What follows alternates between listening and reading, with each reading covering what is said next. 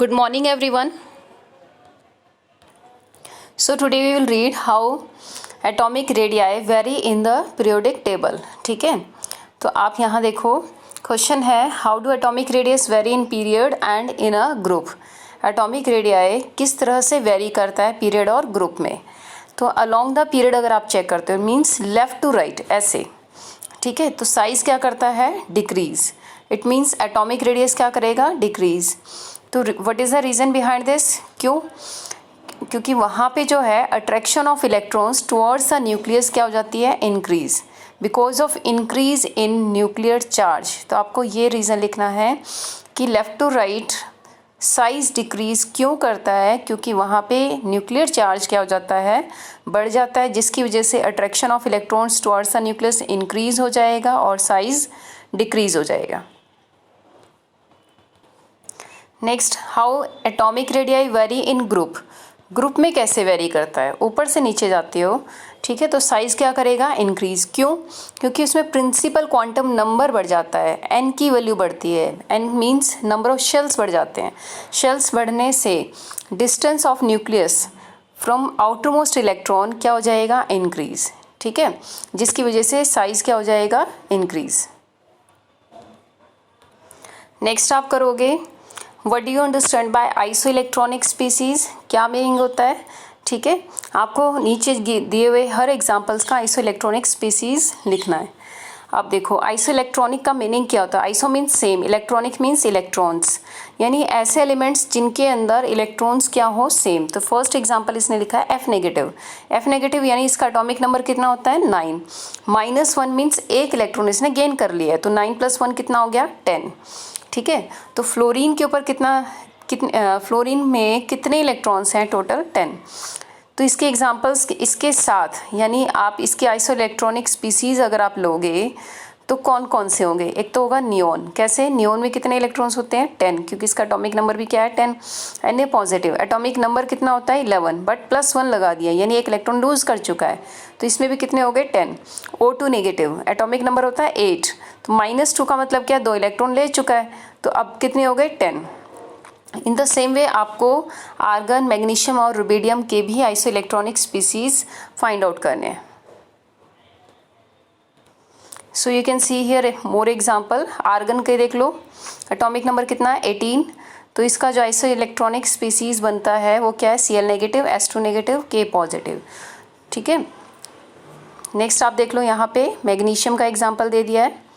ठीक, neon Na positive, O2 negative. Next आप करोगे रुबिडियम. ठीक है, तो रुबिडियम का दे दिया यहाँ पे krypton Br negative, strontium positive. So next topic is ionization enthalpy. क्या मीनिंग होता है, energy required to remove electron from the isolated gaseous atom. ठीक है, आपने इलेक्ट्रॉन्स को रिमूव करना है, बट वो एटम कैसा होना चाहिए, कौन सी स्टेट में होना चाहिए गैसियस. ठीक है, इन इट्स ग्राउंड स्टेट, वो एक्साइटेड स्टेट में नहीं होना चाहिए, यानी जो इलेक्ट्रॉन्स उसके एक्चुअल में जहाँ है उसका ही आपने आउटर मोस्ट लेना है. ठीक है, तो उसे आप क्या बोलोगे आयनाइजेशन एंथैल्पी. भाई अगर आपसे बोला जाए कि what are the factors affecting ionization enthalpy, तो मैं आपको एक एग्जांपल एटॉमिक साइज का लेके बता देती हूँ. ये न्यूक्लियस है, ये इसके 2 शेल है, यहाँ एक न्यूक्लियस और इसके पास एक ही शेल है, यानी ये ऊपर वाला एलिमेंट और ये नीचे वाला. ऊपर वाले में 2 शेल है, तो डिस्टेंस किस में ज़्यादा हो गया इसमें. नीचे वाले में एक ही शेल है, तो किस में से इलेक्ट्रॉन्स को निकालना ज़्यादा ईजी है, छोटे में से या बड़े में से. छोटे में से निकालना डिफ़िकल्ट है, बड़े में से निकालना ईजी है. ठीक है, क्योंकि डिस्टेंस बढ़ गया. तो आयनाइजेशन एंथैल्पी बड़े में, क्योंकि इसमें से इलेक्ट्रॉन को निकालना ईजी है, तो उसमें लेस रिक्वायर्ड होगी. Clear. So these are the characteristics of ionization energy. ठीक है, आयनाइजेशन एनर्जी का मीनिंग क्या है, टू रिमूव इलेक्ट्रॉन. ठीक है, ये इसकी डेफिनेशन है. दूसरा, आयनाइजेशन एंथैल्पी अगर न्यूट्रल एटम से आप मेज़र कर रहे हो, यानी एटम न्यूट्रल है उसमें से इलेक्ट्रॉन को निकाल रहे हो, तो उसे आप क्या बोलोगे फर्स्ट आयनाइजेशन एंथैल्पी.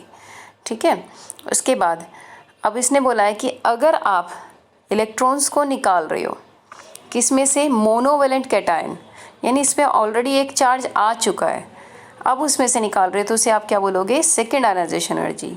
सपोज मैं एक एग्जांपल ले लेती हूँ मैग्नीशियम का।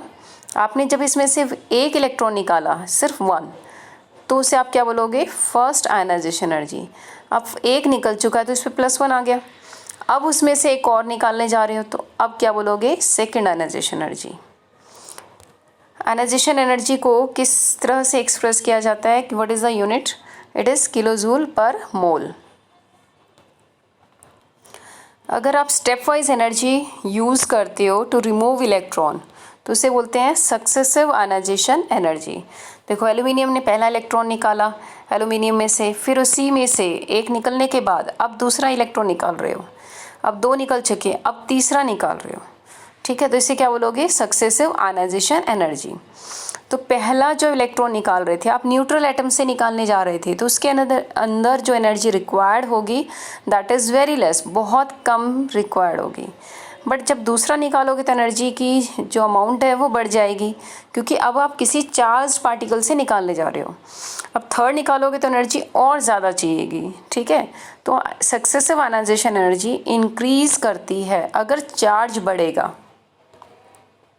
सो what are the factors affecting ionization enthalpy, first is size of the atom. तो मैंने भी आपको बताया था साइज बढ़ेगा तो आयनाइजेशन एनर्जी की वैल्यू क्या होगी, डिक्रीज। नेक्स्ट फैक्टर करोगे न्यूक्लियर चार्ज।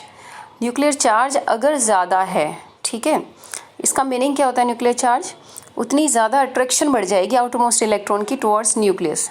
चार्ज ज़्यादा होगा तो साइज़ छोटा हो जाता है, तो अट्रैक्शन क्या हो जाएगी, इंक्रीज़, ठीक है। तो अट्रैक्शन बढ़ने से क्या आप उस इलेक्ट्रॉन को ईजिली निकाल सकोगे, नहीं, ठीक है।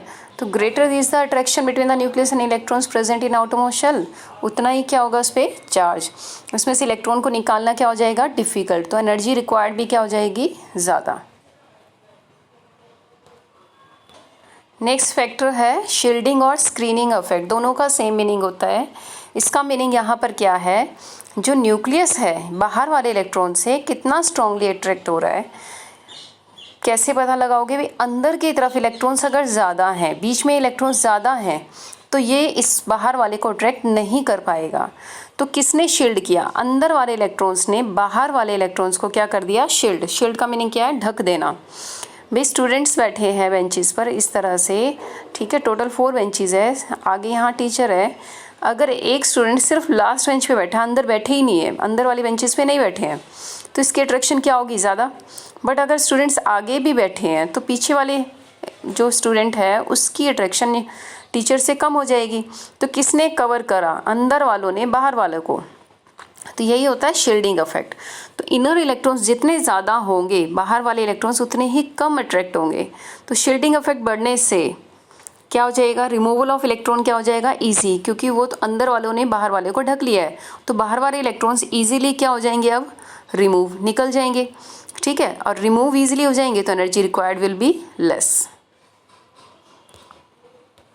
नेक्स्ट करोगे शील्डिंग और स्क्रीनिंग इफेक्ट विद सबशेल, ठीक है। सबशेल में क्या इफेक्ट पड़ता है आपको पता ही है, आप ऑलरेडी लेवल्स कर चुके हो, एनर्जी लेवल्स डायग्राम भी किया आपने। तो यहाँ आप देखो SPDF सबसे ज़्यादा शील्ड कौन करता है, S, उससे कम P, उससे कम D, उससे कम F। क्यों, S वाले जो सबशेल होते हैं वो अंदर की तरफ होते हैं, ठीक है।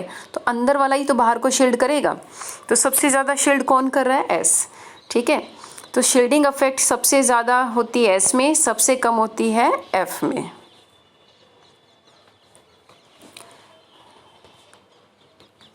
नेक्स्ट फैक्टर है इलेक्ट्रॉनिक कॉन्फ़िगरेशन, इस पर भी इफेक्ट डालता है आयनाइजेशन एनर्जी। अगर हाफ फिल्ड और कम्प्लीटली फिल्ड कोई भी आपको ऑर्बिटल्स मिल जाता है तो उसमें स्टेबिलिटी बढ़ जाती है, तो उसमें से इलेक्ट्रॉन्स को निकालना क्या हो जाएगा, it is very difficult.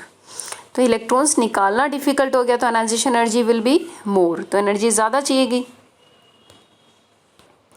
Next करोगे पेनिट्रेशन इफेक्ट, क्या मीनिंग होता है भाई, कोई भी चीज़ कितना स्ट्रॉन्गली अट्रैक्ट हो रही है उसे आप क्या बोलोगे, पेनिट्रेशन इफेक्ट।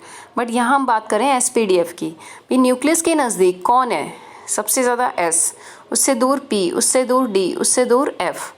अब देखो मैंने बोला कि इलेक्ट्रॉन्स S में प्रेजेंट है, ठीक है, P और DF में तो है ही नहीं, तो सबसे स्ट्रांगली अट्रैक्ट होंगे। अब मैं कह रही हूँ कि एक एटम मैंने लिया जो उस एटम में आउटर मोस्ट इलेक्ट्रॉन S में प्रेजेंट था, दूसरे एटम में आउटर मोस्ट इलेक्ट्रॉन P में प्रेजेंट था, तो कौन सा स्ट्रांगली अट्रैक्ट हुआ न्यूक्लियस की तरफ? S वाला, क्योंकि वो नज़दीक है। P वाला तो दूर हो गया, तो किस में से इलेक्ट्रॉन को निकालना ईजी हो गया? P में से। ठीक है, तो पेनिट्रेशन इफेक्ट जितना ज़्यादा होगा आयनाइजेशन एनर्जी उतनी ज़्यादा चाहिएगी। एस की पेनिट्रेशन इफेक्ट ज़्यादा है, वो ज़्यादा स्ट्रांगली बाउंडेड होते हैं न्यूक्लियस से, इसीलिए उसमें से इलेक्ट्रॉन को निकालना डिफ़िकल्ट होगा। So ionization energy will be more. So you can see here one example.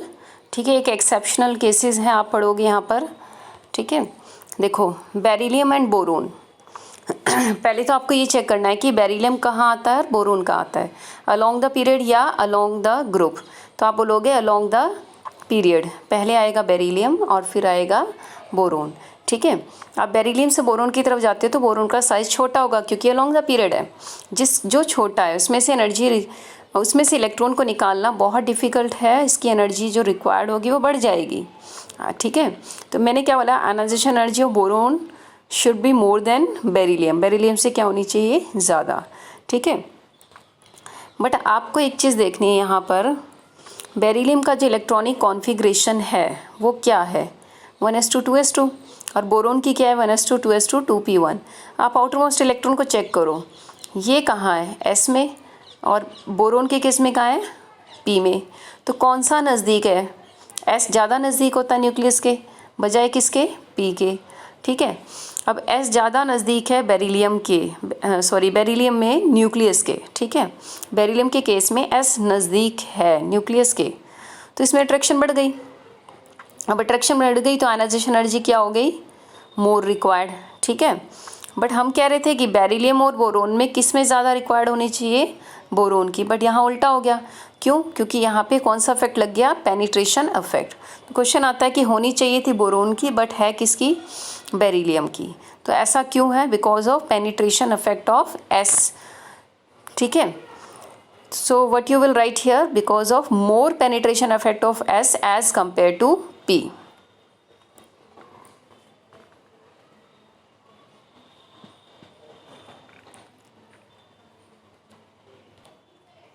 Next आप करोगे exceptional case nitrogen and oxygen में। ठीक है, आप जब नाइट्रोजन की कॉन्फ़िगरेशन फिल करोगे तो आप देखोगे नाइट्रोजन में जो लास्ट इलेक्ट्रॉन है P के अंदर 3 है। ठीक है, and it is half filled, और हाफ फिल्ड और फुली फिल्ड में से कोई भी अगर फिलिंग आ जाती है तो आप बोलते हो वो ज़्यादा स्टेबल होता है।